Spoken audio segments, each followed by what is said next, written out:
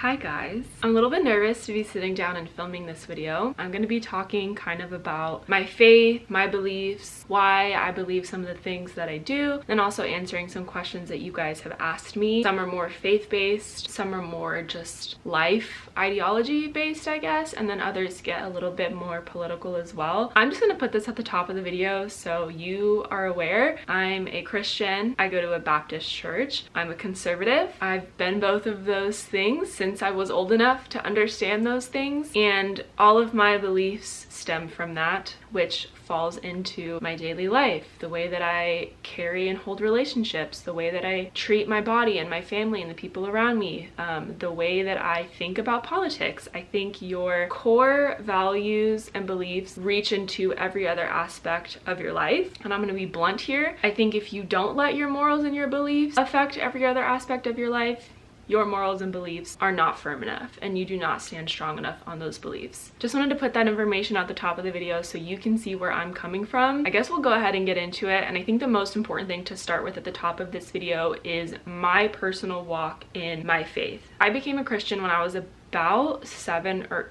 8. I can't exactly remember how old I was, but I was in elementary school and I came to Christ through a summer VBS week, which was always so fun as a kid. I loved it. But I've been on my walk with Christ for a very long time now, considering I am 24. There have been more ups and downs than I can ever even begin to explain in those years. I think it needs to be talked about more, and I try to be really open about this topic specifically. I've probably had more time in my life spent away from Jesus than I have with him since becoming a Christian, and I know I'm not the only one. There's been periods of time in my life where church and God and prayer and the Bible, not even a thought in my mind. And there's other times in my life where I'm waking up every morning, saying prayer, listening to worship music, reading my Bible every night, talking to people about Jesus. And it's two such drastic changes that I've been through many times, of those just pulls of spiritual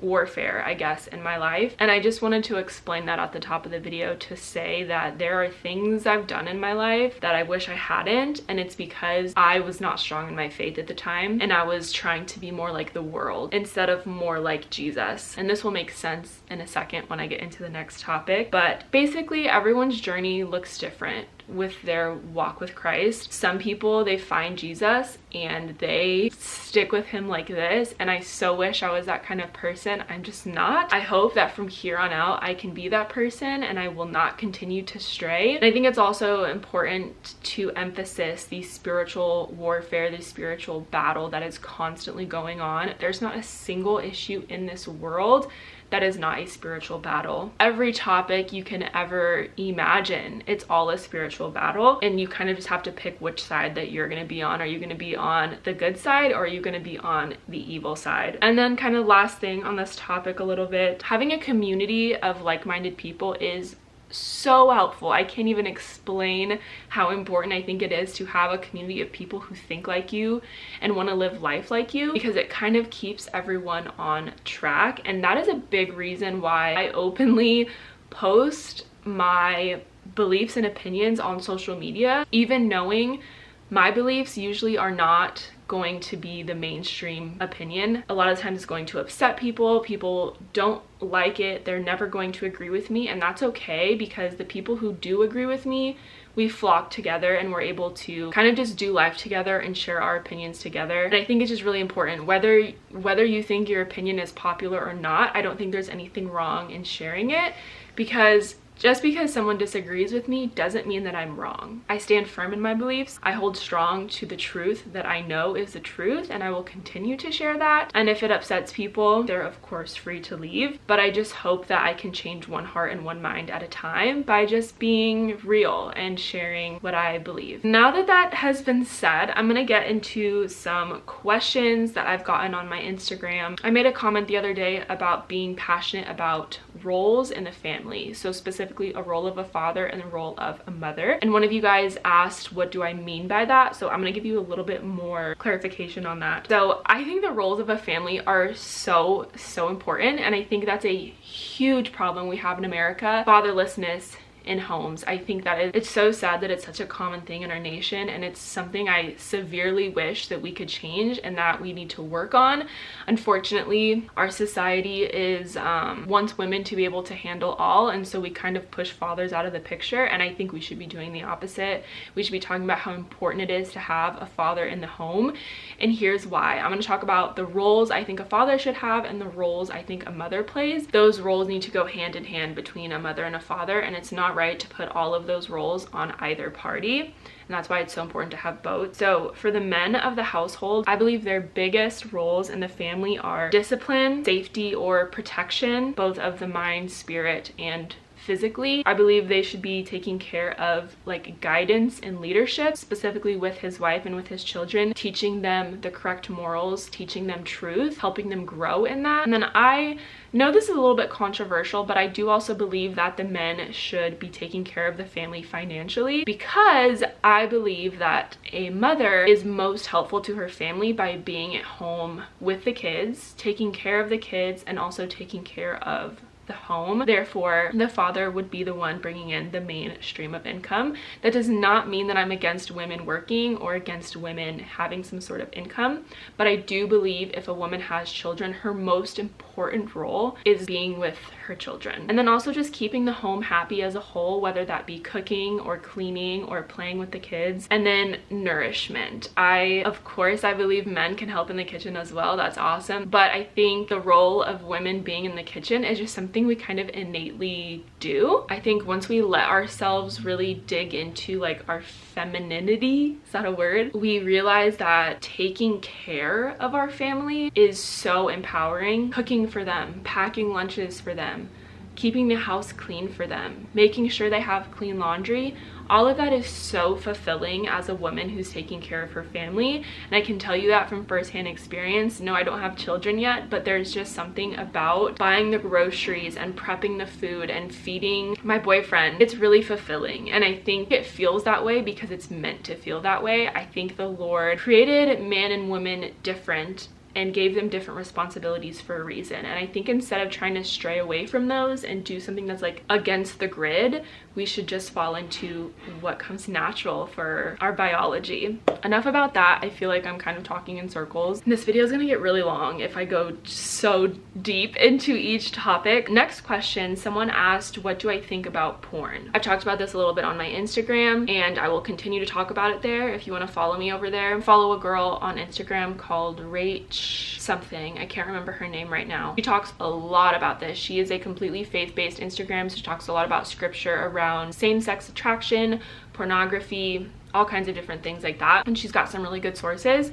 So I'll link her down below so you can find her Instagram, but I do share a lot of her information about what she's posted about pornography specifically. I'll give you my basis opinion. I think porn industry leads a lot to child pornography, which then leads to more rape, and it's completely heartbreaking. I hate that it's come to that. I never thought it was good in the first place, but the more that people are exposed to porn, the more that they get into deeper porn because the general basis is not good enough for them. Their brain needs more, and they get into deeper, more categorized things. It's kind of just a spiral, and it's never a good spiral. I think it also ruins people's ideals of what real sex is supposed to look like.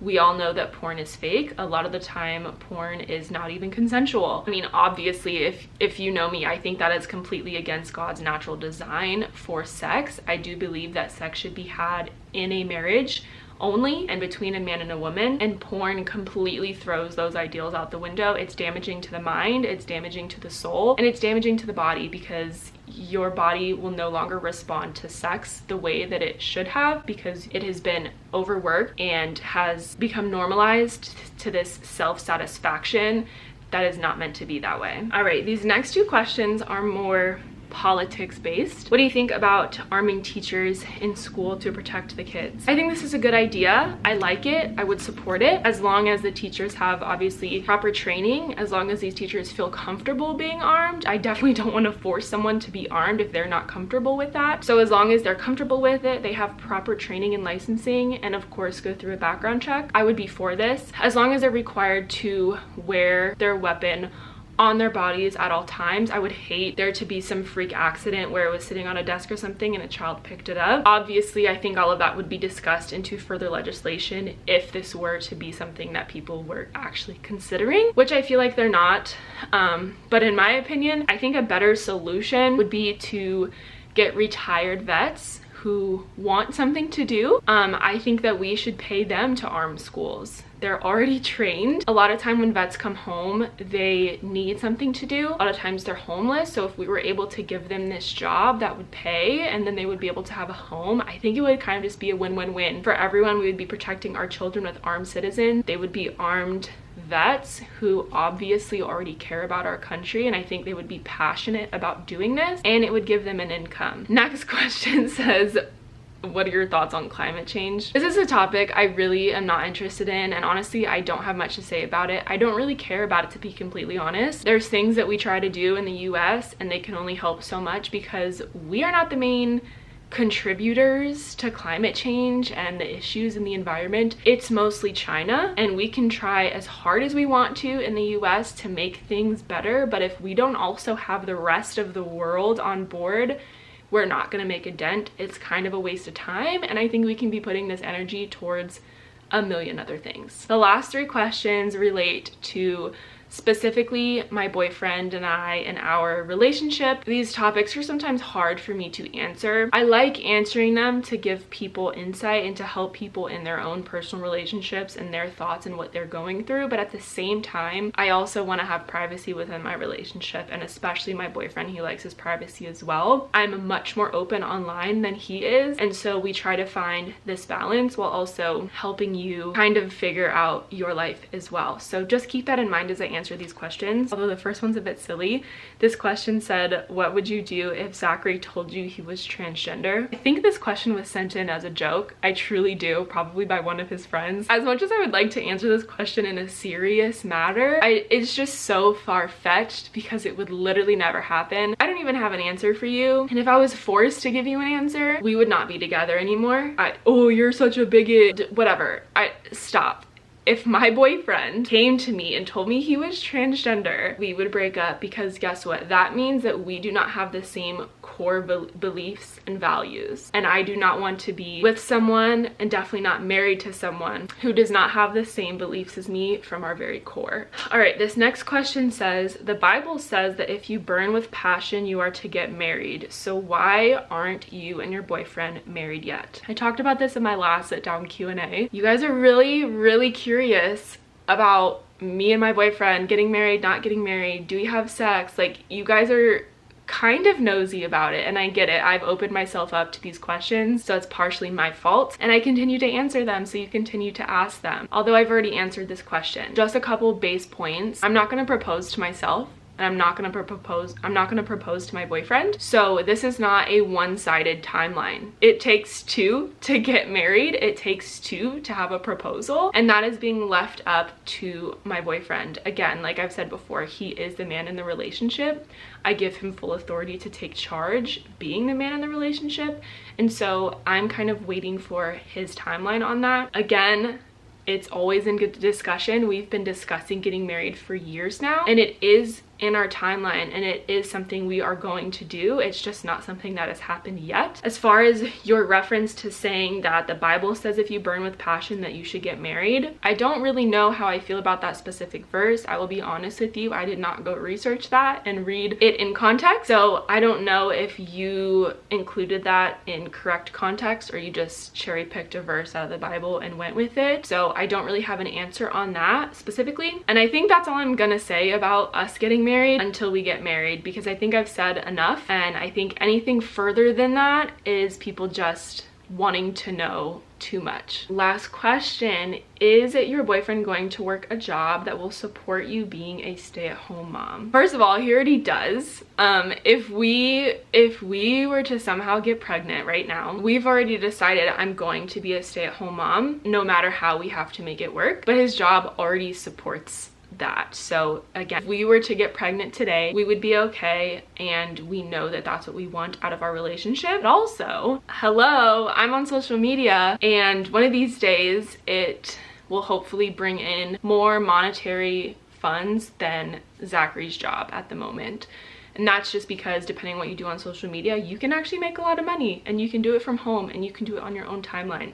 So I think a lot of the time people get the impression that I just like don't want to work at all and I want Zachary to take care of everything and I just want to stay at home. But most of the time I like to bring in some money as well, which is why I have a part-time job at the moment. We don't really need it, but I feel like I'm contributing more by having this job. It also keeps me busy, and so once we do have kids, I will be home, but I will continue to be on social media bringing in income in that way because I like to contribute to the family in a financial way. That's all the questions. I'm still very nervous to even be posting this. Like, my heart has been beating fast this whole time, but no matter how nervous it makes me, I know that I needed to share this information, and I know that I need to continue to share it because, again, if there's no one speaking on this side of matters, then people who agree with me are gonna feel like they're all alone in their beliefs. And I want anyone who agrees with me to know that you're not alone in your beliefs, and it is okay to have the beliefs that you have. And I want to continue to be that voice that's speaking up for you if you don't feel like you're comfortable speaking up about things. Again, just because you don't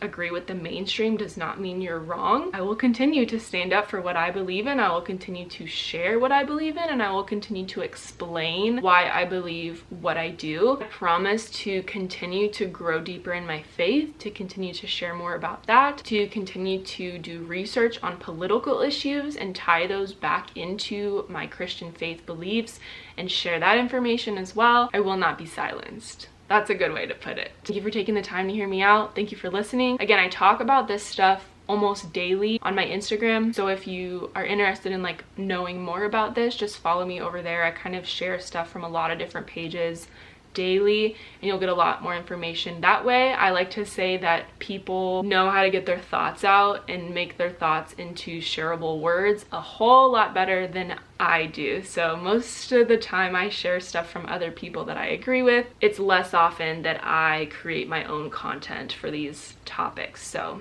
anyways, thank you for watching, and I will see you in my next video. Bye!